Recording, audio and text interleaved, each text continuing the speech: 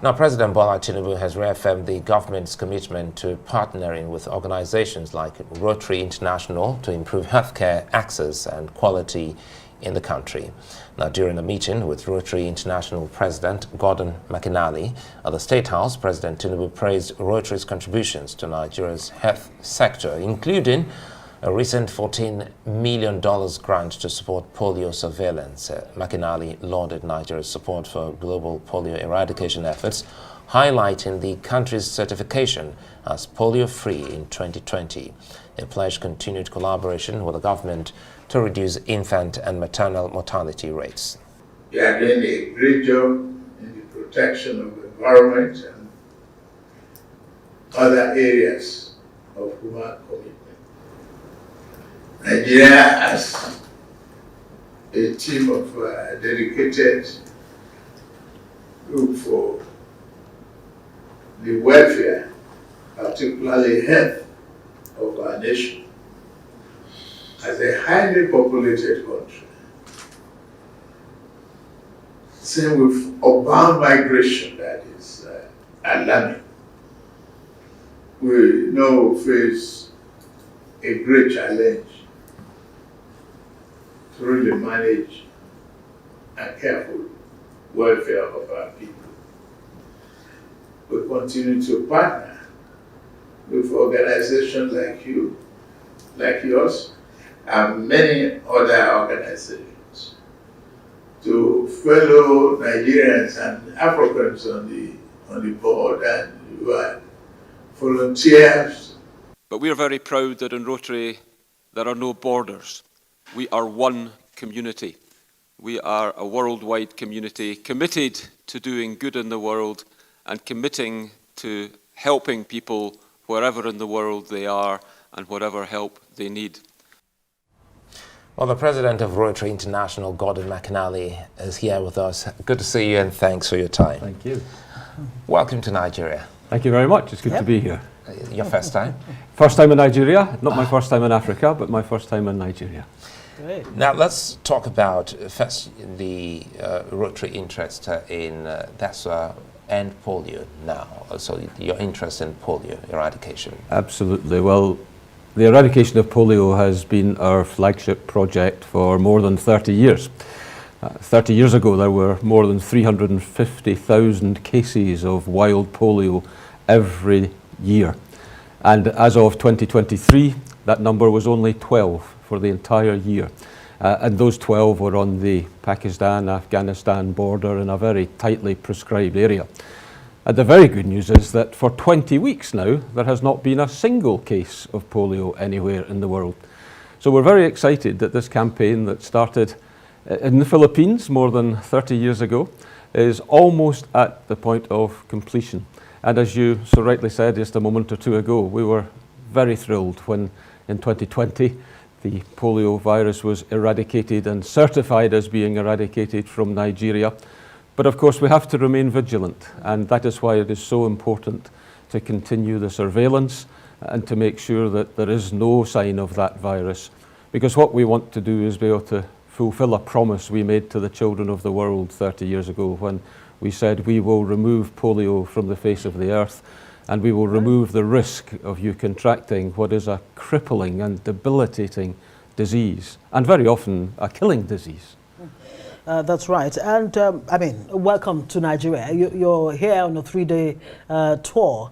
Would you say that Nigeria is a priority for Rotary, and why? What are the specific areas of concern for you? I do understand that you've been giving a lot of grants to Nigeria, $14 million, $7 million, and another instance, another $2 million, and what have you? Have you been following the money? Yeah. Well, as you heard me say earlier, the great thing about Rotary is that although we are in more than 200 countries around the world, there are no borders.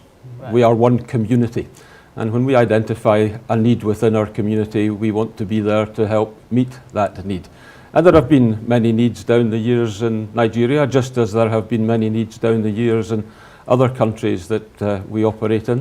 One of the most exciting things happening in Nigeria right at this moment is an exciting project working with pregnant women and working in the field of maternal and child health, where we are reducing the incidence of maternal mortality and neonatal mortality by educating pregnant girls, pregnant women, the importance of taking care of themselves during their pregnancy, the importance of being able to give birth in a safe place, being able to give birth in a clinic rather than perhaps at home, which is the traditional way. And over the 18 months or so that the project has been running, we are already seeing a great reduction in the incidence of neonatal mortality and indeed the maternal mortality. And that project at the moment is being operated in 4 states. We're hoping that over time that can be rolled out to operate in all 36 states here in Nigeria, so that we can give every child the right of a life. I am on record as saying that I dedicate my presidency to my 2 granddaughters, Ivy and Florence, back in Scotland, and also to the children of the world, to make sure that all of them have the chance of surviving if that chance is there. And you know, looking at the figure, $14 million, that's huge. And sometimes it's never enough. Some people may be watching and say, wait a minute, President Mclnally, how can we also be a part of this reach out to other parts of the continent and even our world without borders? Well, our Rotary Foundation, which is our charitable arm, operates on an annual budget of around $450,000–500,000 million, $500 million. And we make grants according to the need, according to our ability, and according to the quality of the people who will be administering these grants. And we're very confident that the Rotarians and the members of Rotary here in Nigeria are capable of administering our grants in an effective way. So the need is here, the quality of the people who are administering the grants is here, and that is why the grants are being made here. And the grants are being made at the request of the members of Rotary here in Nigeria. They identify the need, they justify the reason for being made a grant, and then the grant is considered. That's quite interesting. Would you consider Rotary a kind of a middleman between the WHO, the World Health Organization, the United Nations, in ensuring that some of the SDGs, you know, are achieved or achievable in not just Africa, but specifically, of course, Nigeria? I wouldn't say so much that we were a middleman between these agencies. I would say that we are working with those agencies to achieve the SDGs, because many of our areas of focus, we have 7 areas of focus that align very favorably with the SDGs. And so we're all working in our own way to achieve what we want to see happen, and that is to make the world a more equitable place, to make the world a healthier place. And we're all doing it in our own individual way. We're bringing our individual talents to the table, and by working together collaboratively, we can achieve much more than we would hope to achieve working in isolation. Right. Would you say some of the funds, if not all, that you've given to different causes so far have achieved the expected goals? Are there any challenges, in what areas? There are always minor challenges, but one of the great things about the Rotary Foundation is that its stewardship is above reproach.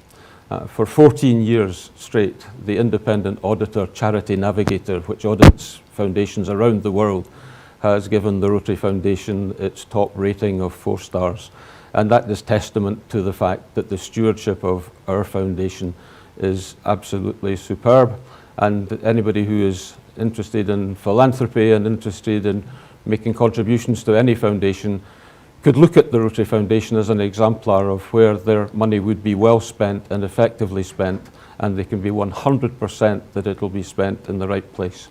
Great, that's good to hear, and this is a good place to live in. Thank you so much for joining us on Newsnight. Rotary President Gordon Mclnally, Africa Hope Tour. Wish you the very best and hope you enjoy maximally your stay in Nigeria. Thank you very